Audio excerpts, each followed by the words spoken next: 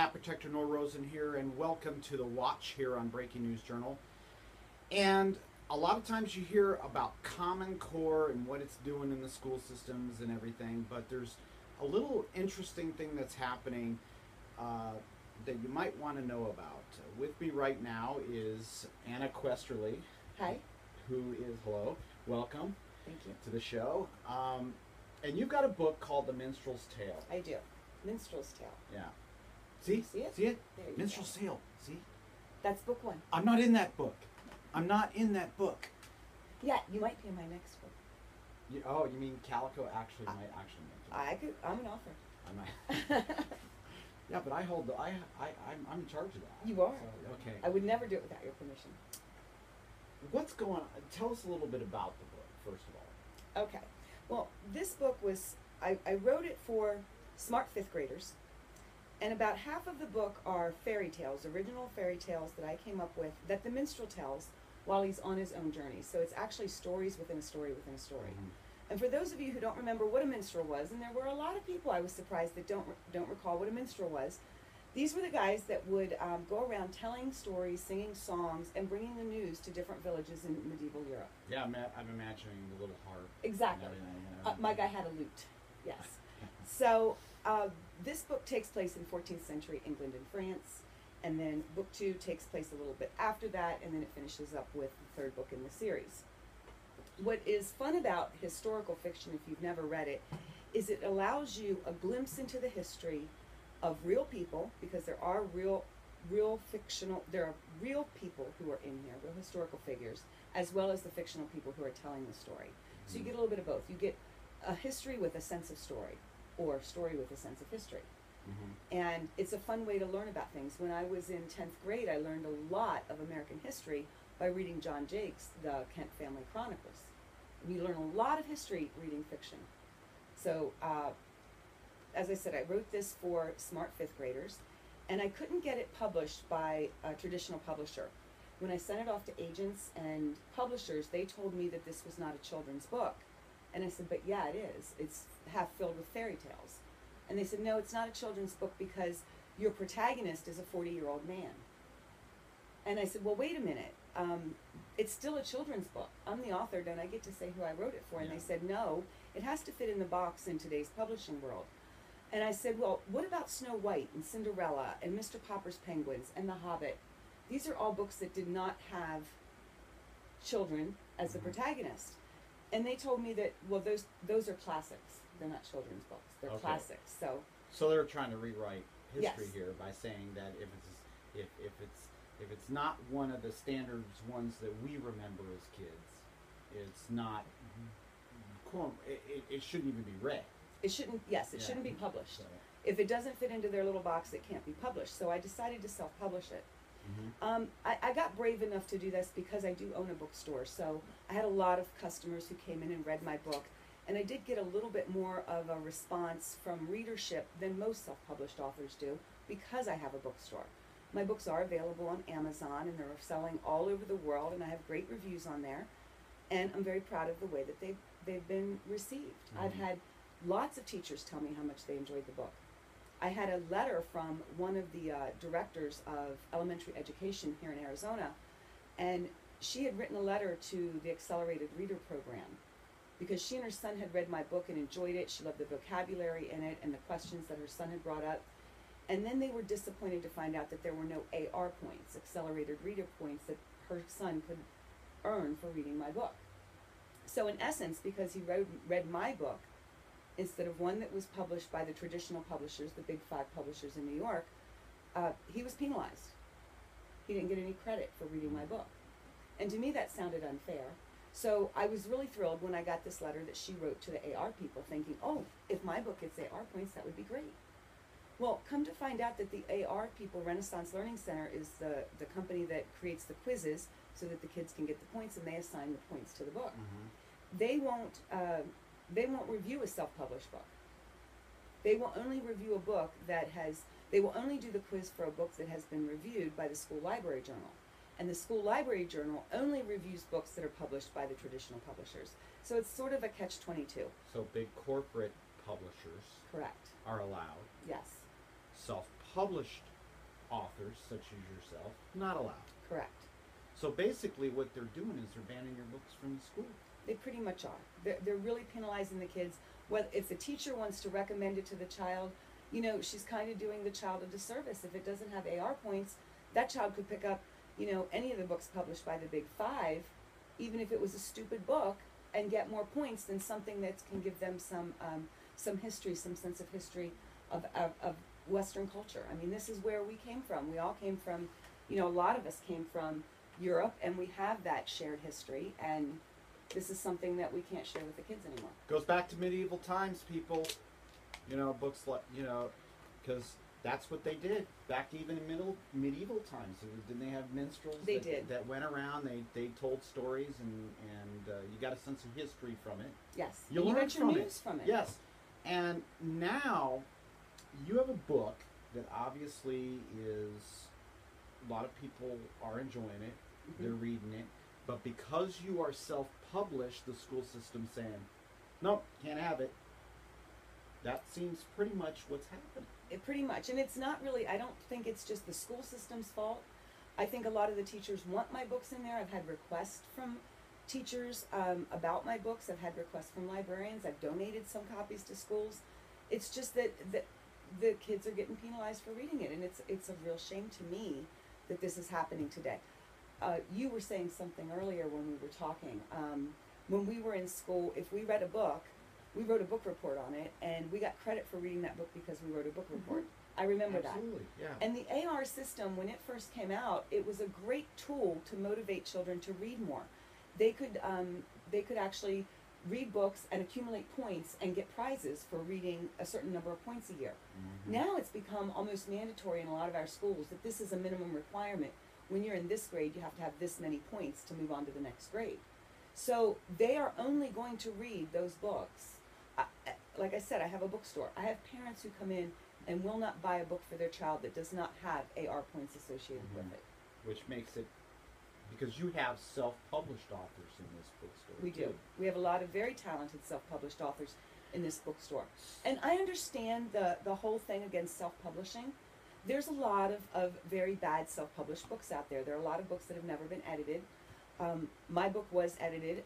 Almost all the authors that I carry in here that are self-published have paid to have their book edited. Those of us who are serious about a writing career know how important it is. Now, I'm not saying there's not a mistake one in this book, but I'm saying there's not very many. Mm-hmm. And I know that a lot of people, a lot of eyes have gone over it, not just one editor, but quite a few. And I'm not saying it's the best book ever written, but it's a good book. I'm getting good response from it, and it really makes me sad. In fact, it makes me angry to know that a child reading my book is being penalized for reading it when this is a book that also teaches like most books do. Mm-hmm. This is not Captain Underpants, but he has AR points. I can't get over that Captain Underpants has AR points and The Minstrel's Tale can't get them. Because that book is corporately Correct. run. That book and the reading curriculum is corporately controlled. Correct. And your being self-published is kind of like, let's explain it this way, people. It's kind of like small business versus big business. It's exactly like small business versus big business. You've got nice bookstore here. You know, it's a small, independently owned bookstore. I think if I want a book, I can come into Dog-Eared Pages and I can order one if I don't find it. Right. I can actually get you to get me a book if I can't find it. Yes. Forget Amazon. I like holding an actual book. You know, I think that I love those days. Not that I'm saying Kindle is bad.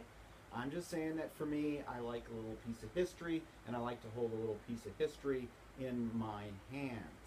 And as an author, Kindle allows me to sell my books everywhere in the country, along with the big authors. Amazon isn't discriminating against me as a self-published author. And because there are a lot of self-publishers on Amazon. I'm aware of quite a number of them that have gone online to sell their books. But I find this is very interesting. What you are facing is pretty much you stepped into the world of Common Core. Yes. You know, exactly. And that is something that really is dumbing down kids' minds. It really is. I think that if you have a book that's enjoyable, it shouldn't matter if you are self-published or if you are a corporately owned book. If you enjoy it, what should take precedence here. Right.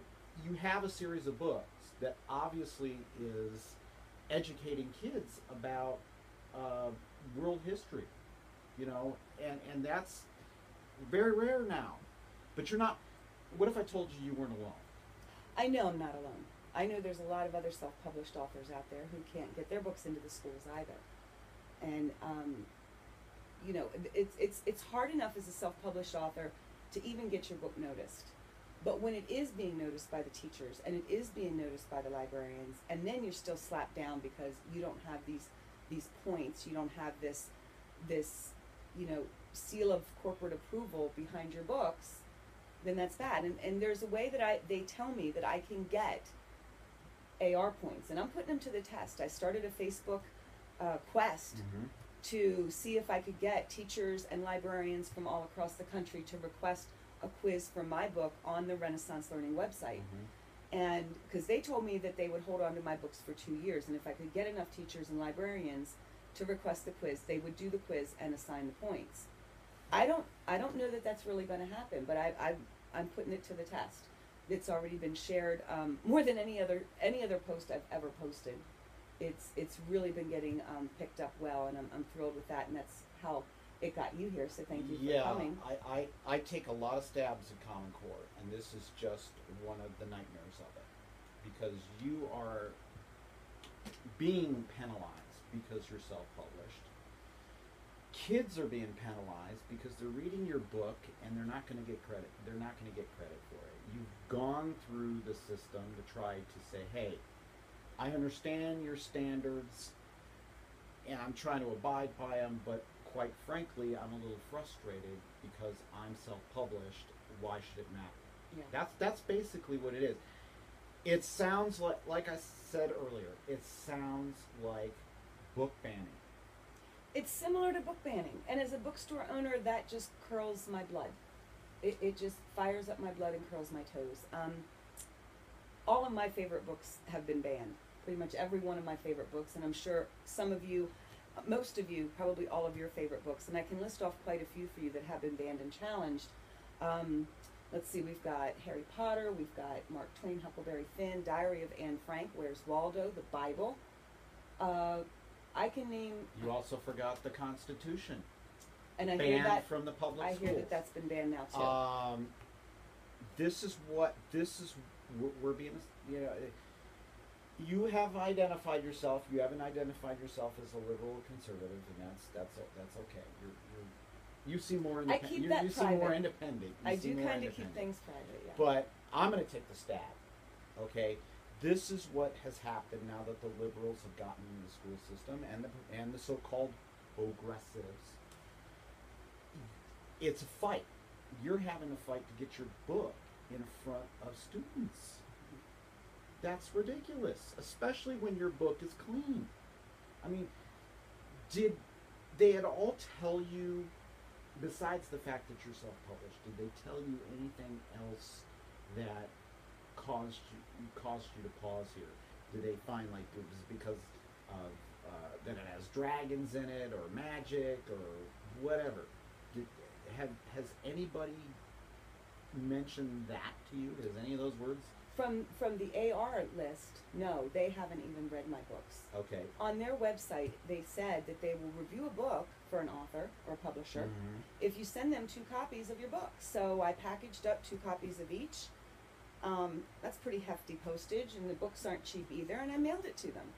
And then I heard that, oh, I'm sorry, we only read books, we only do the quizzes for books that have been reviewed by the school library journal. I wished I would have known that. Which you sent your books to. Yes. Well, I sent it to AR, like they said. But you sent it to the people that are supposed to be doing the review. They won't, no, School Library Review Journal will not review a self-published book. Okay. Only from the big publishers. So in other words... And only a brand new book. it would have had to have been this year that my book came out. My book's been out since 2010. So basically, I hate to say it, you're being blockaded. I'm being blockaded. You know, it's time to push through the blockade. Yeah. It's time to blow up the ships in the blockade and get your books in front of kids. Because kids are reading this, people. They're reading these books. You can hold that book up. They're reading this book, okay? And they're getting something out of it. And she's a self-published author, okay? These books, you've worked hard on them. I did. You worked hard on them. Shouldn't matter if you're self-published, okay? It should not matter. Well, I think that if a teacher reads my books and believes that it would be helpful for her class, that teacher should have the right to make it available to her class. It shouldn't be up to somebody in Washington or somebody on Wall Street to say what a teacher can put in their classroom and whether the children are going to get credit for it. Well, that to me takes the rights of all of us out of there. If the parents don't have a say, the teachers don't have a say, and the kids don't have a say anymore in what they read, that to me is very sad. there's another word for it. We heard that one growing up. It's called censorship, people. These books, more or less, in however way you want to explain it, are being censored. Because you've got somebody that says, oh, well, we'll read the book, when you send an email to these people, you've communicated with these people, say, look, has any of them, none of them have read it? None of them at all. read it, no. That's pretty disturbing. That's what bothers me the most. If they'd read it and said, we read your book and it's pretty bad. We're not comfortable doing a test for that. Then I would know, I need a lot of editorial help, or maybe writing's not for me. Mm-hmm. But that's not the story I'm getting from them. So you started a campaign on Facebook. Mm-hmm. I saw it. You had a little sign. I did. Said that, kids are being penalized for reading my books. Very effective. Thank you. Very effective. I'm starting to learn maybe how to work social media. That would be nice. Twitter? I'm on Twitter. You got it on Twitter? I did 'cause get I know it on we have. Twitter. How about Instagram? I'm not on Instagram. Instagram's getting popular. Yeah, I know. My Um, son's on Instagram. I'm going to ask him to put it on there for me. Now, what age group was your series of books geared for? Well, I'm glad you asked that because it was meant for 10-year-old and up, smart 10-year-olds. And what I've been finding is more adults are reading it, especially on the reviews that I have online on Amazon. All of them are from adults, probably because a lot of kids don't use Kindles. Mm-hmm. But yeah, the adults, especially 50 years old and up, are loving my books because it's old school storytelling. It's just old school storytelling. The kind of book that you would, or kind of stories that you would read around the campfire. Yeah. One of my favorite reviews on Amazon was from a guy who said, this is the type of book that reminds me of curled up in my father's arms and he would read to me. This is that type of book. And it can be shared with, younger kids because the fairy tales themselves, they're for younger kids and they're much, much shorter. Mm-hmm. And you can just read those to kids until they're a little bit older. But there's also something in here for a little bit older children. There's a coming of age. And the book has a wider theme. It's not just about history. I didn't realize it when I started writing the book. When I started writing the book, Mm-hmm. I was just telling stories. I get about halfway into book 2, right here, and I realized that this book is really about addiction. And it's about addiction in present-day Phoenix, where the book first starts, and all the way back in medieval times. And I had no idea that's where I was going with this book, but I did lose my daughter when she turned 18 to addiction. And 10 years later, I'm writing a book, and that's coming out into my book. And you don't realize how much of an author or an artist of any type, how much of their soul comes through their art. And it's amazing when you see that. So, yeah, I think it has a huge message for kids. Not just the history message, not just the fun of the stories of the fairy tales, not just the fun of the minstrel's tale, but there's some life lessons in there. But So- it's not preachy. So you're not dealing with a book that's got, the gratuitous, violence or the. It has a chaste I mean, kiss I mean, at the obviously, end. there's going to be some action in Yep. the book, but you're not dealing with like the, maybe the gratuitous sex would be the better thing. You're not dealing with any of that in their book, correct? Right. There's a Um, chaste kiss at the end. Well, yeah, which, come on, people. Hmm. I mean, when you look at the books that have entered the school systems because of Common Core, it's despicable. And yet you have a great little book like this, a series of books, because you have, what, 3 books? There's 3 books in You this have- series. Are you going to write it? Is there a 4th? Is there going to be, like, a series, like we're going to see, Well, like, I've 4, left it. 5, I've left 6? it. The ending is clear. The ending is done, but there is a way that I could bring it back if there's enough interest in it. I might Mhm. do that someday, because I really fell in love with the characters in book 3, and it was really hard to say goodbye. I mean, I loved all of them, but book 3 I think was my favorite. And you've gotten a lot of people that have read the book, Hmm. and a lot of positives with it. You said that you had educators Yes. that said that they want to have this book in the classroom. They want to have kids get credit for it, but they're not getting credit for it. And What even- do you say to those people? I mean, what do you say to the people that are running these schools? Well, and that's what I say to the parents when they come in and they ask, well, what are the AR points in this book? So, no, it doesn't have AR points. And I say that to the teachers. I don't seem to be able to get AR points on this book. And I really just got tired of explaining that. There's no reason that my book can't have AR points either. I understand that there's limited resources and they can't do it for every book on the planet. But when educators are writing letters to the corporation and asking for it, and the author has spent the time and money to send it, they could at least take a look at it and see, and take a look at it. If it's junk, tell me that. I get that. No doubt you probably have some very good books there, because look what you have. I do. I have a lot of books in here. You have a lot of books. I read a lot. And I got to get this small little plug in, okay? She's got cat books for people like me that want cat books and love Yes. cats. She has a little section in the back. It's like a secret section that only cat people can access. Get to. Just kidding. Anybody can access Actually, it. I have a mystery series I think you'd like. yeah. I have to show you. But I've been to this bookstore. Mhm. Dog-Eared Pages is a wonderful bookstore. We were here a couple months ago. We had our So mini the- Comic-Con here. Yeah, Yes. and it was terrific. And you've had your books at Comic-Con. Mhm. You've had a lot of people that have, no doubt you probably had a lot of people pick up the book Yes. at Comic-Con. It was a lot of fun. It was my first Comic-Con, and I wasn't sure that my books would fit in because they're not sci-fi and fantasy. But the kids that go to Comic-Con are smart kids.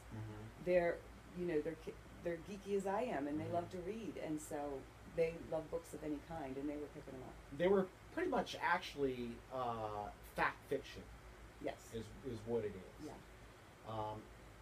And those that read the book are going to learn a little bit about history. Mhm. It's just told in a different way. Right. It's a shame that it's being blockaded. it is really a shame that a self-published author is having her books, people, blockaded because of the corporate mentality. You don't deserve that. So Thank you started a campaign to try to get people to come behind you, because you were told that if you got enough educators, you got enough people in the educational institution, Teachers and librarians. that if they wrote into whoever they have to write into, They don't even have to write. they just have to stand up They and say, just I have to want this go book. on the quiz, on the AR list, and suggest a quiz and Okay. suggest my books. And I put the link on the Facebook, and it's on my website as well. It's annaquesterly.com is my website, and right now that's the post at the top of the page, and it gives the link to the website that a teacher can go in and just suggest the book, and it gives the title of the book and the ISBN number and everything they need to do that. Do you have a lot of people that homeschool their kids? We that do. That are getting a hold of this book and saying, damn what the public schools want, we're going to get your book, Yeah. and we're going to give this to our child. Yes, and there's a lot of homeschool parents around in this part of Arizona that have read this with their child and enjoyed it. Homeschool parents also use the AR point system. I mean, it's a great way for parents or teachers to know whether the child has read the book, instead of the teacher having to read all these book reports. And Can't it's fool the parents either. No, you They're can't fool homes- the parents. But But I you've think got- most parents would actually say to their kid, look, you're going to review the Minstrel's Tale, and I want to see a written report. Right. Okay? That's the way it was done way back when. When I was going to school, you wrote it, you handed it to the teacher. Sometimes the teacher would say, come on, did you really read the book? Because some teachers actually did read the books. Yes. That, you know, but they allowed you to bring in a book that you liked, and you talked either before the class, you know, you went before the class and you talked about it, or you wrote a report and the teacher looked at the report and said, wow, you know, this thing's got that. And sometimes even encouraged teachers to pick up the book Yes. that these kids actually wrote a report on. That was back in my day. Okay? We're talking more than 20 years ago. I'm not giving my age out. I think everybody else can figure that out. But did they tell you how many educators you had to have in order to get your book on this list? They did not. They just said they had to be from all over the United States, not just Arizona. Okay, so if you get educators, this is what I think we're going to do.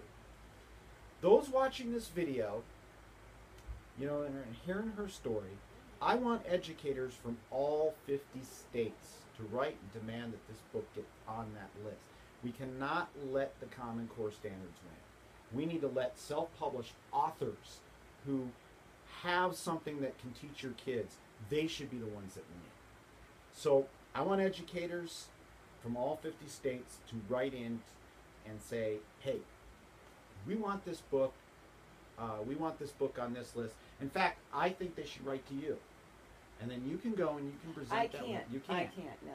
It has to come in through their site so they can verify that it is indeed a teacher and it is a librarian. Do you have a website?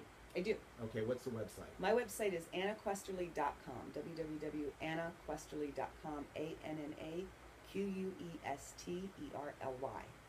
So they have to. So they write to. Do they? They can go to my okay, website. They can go to your website. There's a link to the AR website. And then they can go to the AR website and say, "Hey, I'm an educator." Yeah, there's a suggest a quiz button up there. And they can suggest your book. That's right. I want to educators from all 50 states that are, because I know a lot of you out there are against Common Core. Write in, demand that this book get on that list. This book. These series of books. Yeah, see, this is what it looks like. You need an up close version. Yeah, see, that's what it looks like. In fact, I think we can do it. You think so? I think we can. That would be awesome. Because, 50 educators, one from each state. That's writes what in. I thought. That's all you need. That's what I thought. But I think we can double that or triple that. I think we need to put a stamp on this because kids, if you have a good book, there's nothing better for kids to learn from than a good book. There are a lot of educational programs too. A lot of programs like getting kids to read. Yeah. We have programs getting kids to read, and they don't differentiate from whether you're self-published or from some No. corporate house. They don't. But in the school systems, they're doing it. They're blockading self-published authors from allowing. Kids can read the book. Don't get me wrong. Kids can read the book outside the school system and read it for their own enjoyment. But if they want to get credit for it, they're not going to get credit for it. We need to make sure they get credit for it. I want to say one more thing to your viewers. If any of you do go onto my website and you're intending to suggest that quiz, thank you very much. I don't want you to think I want you to do that without ever reading my book. If you email me, if you're a teacher or a librarian, and you email me at annaquesterly@gmail.com, I will send you a complimentary PDF copy of The Minstrel's Tale, my first book, so that you can read it. And if you don't have time to read it, let one of your favorite students read it and just see if you like it. And if you do, or if the student likes it and you think it deserves to have the AR quiz, please suggest the quiz. I'm not asking you to say this sight unseen. I don't think that that's fair. I can tell you all day how great my book is, but until you read it, And Yeah, absolutely. Yeah. And that's what I'm encouraging people to do. They need to read the books, and I'm sure a lot of people that have read it already, you have mentioned that Yeah. some of them have been educators. yes, Those educators, I think some of them have written in, right? Have they not written in on Mhm. your, and saying we need to have Yes. the books in school? So we got educators in Arizona. Yes. It's one state. one state. We got one state. We got 49 more states to go, or 52 in the case of Obama, or was it 53? I don't remember. I don't remember how many states he How said many he states had. we have now? But yeah, we've got 49 more states. So we need to get educators from all of the states in the union, all of Hawaii, Alaska. I don't care which state you're from. Write in and get this book on the list. It can't possibly be that hard. You'd be surprised. But, well, this is that. See, yeah, I know that this is kind of Common Core thinking, and we have to get rid of that because books are meant to be enjoyed, Yeah. and they're meant to be shared with other people.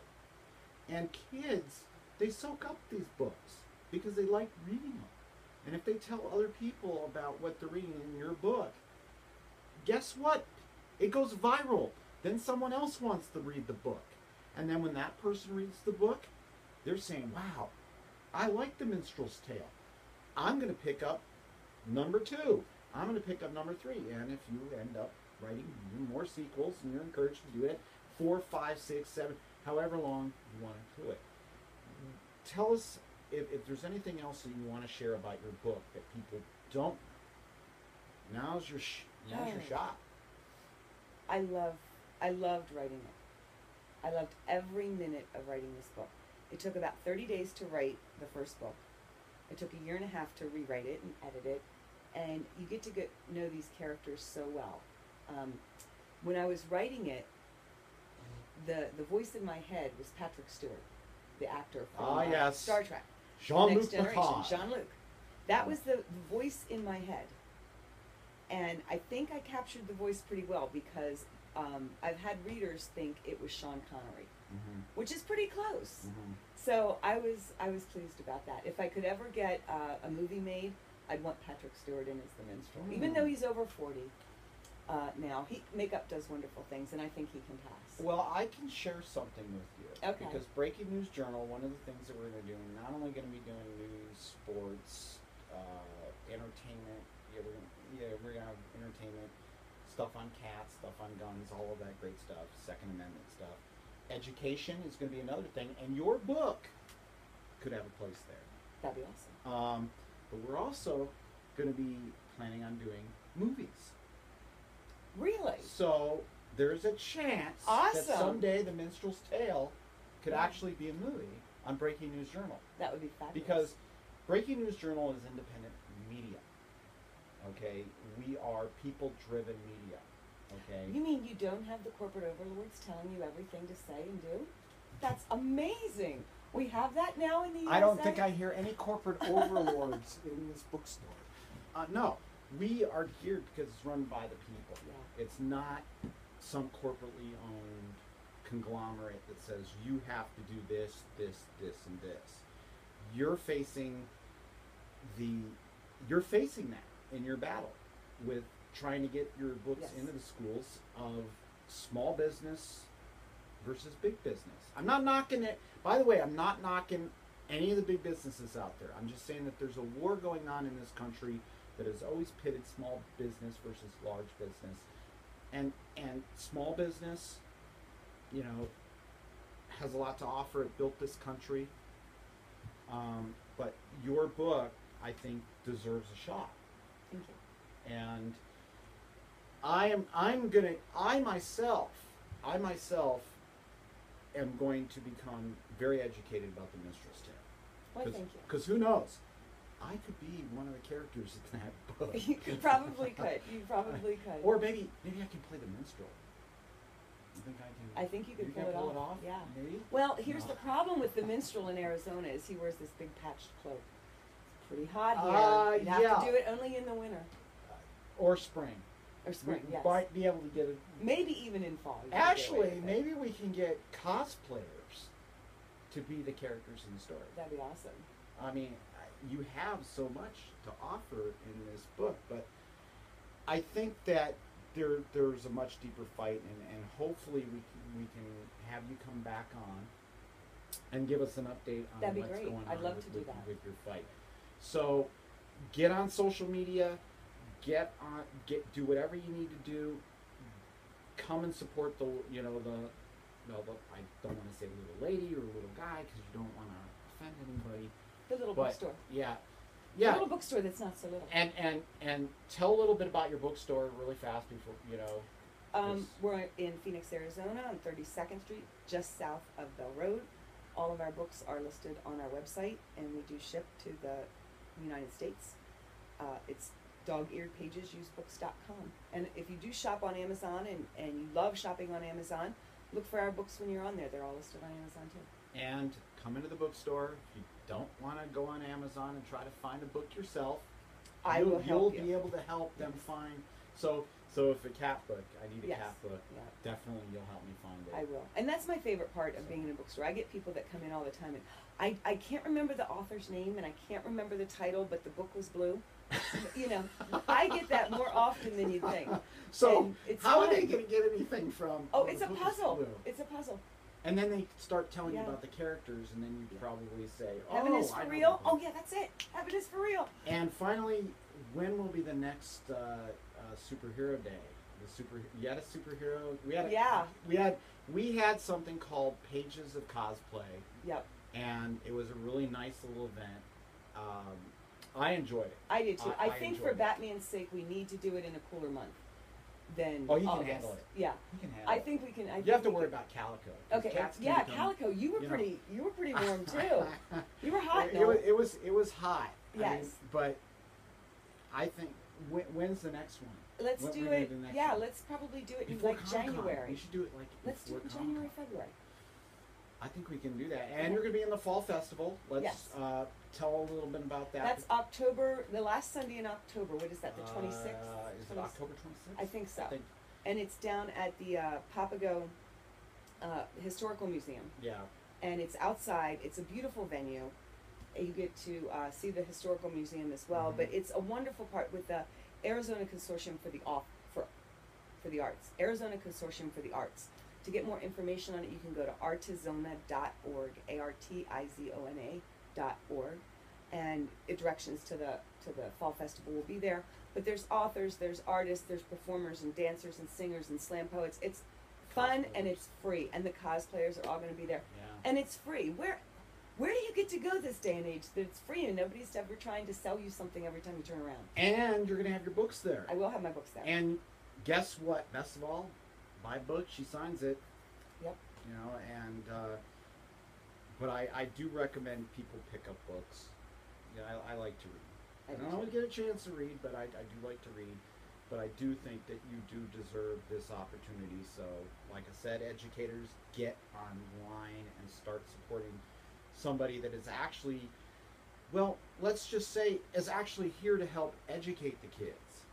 So, anything else you want to say? And that's it. Thank you so much for coming. I really appreciate it. And I really do, because this means a lot to me. It's been bothering me for a while, and when I decided to make a move, I'm not very outgoing, and I usually don't do a lot on social media, and I stay very private, and I'll share a few jokes and stuff, and that's about as far as I go. I don't put myself out there very often, and so well, thank you you did for the response. great. You did great. You know, Thanks. camera loves you. Camera loves you. I look better in 3D, I promise. Well, that technology we some point will have when I can like reach through the screen and the actual feel it. Yeah. Then yeah. So that's all the time we have, and we'll see you next time. We'll see you next time on The Watch. Bye.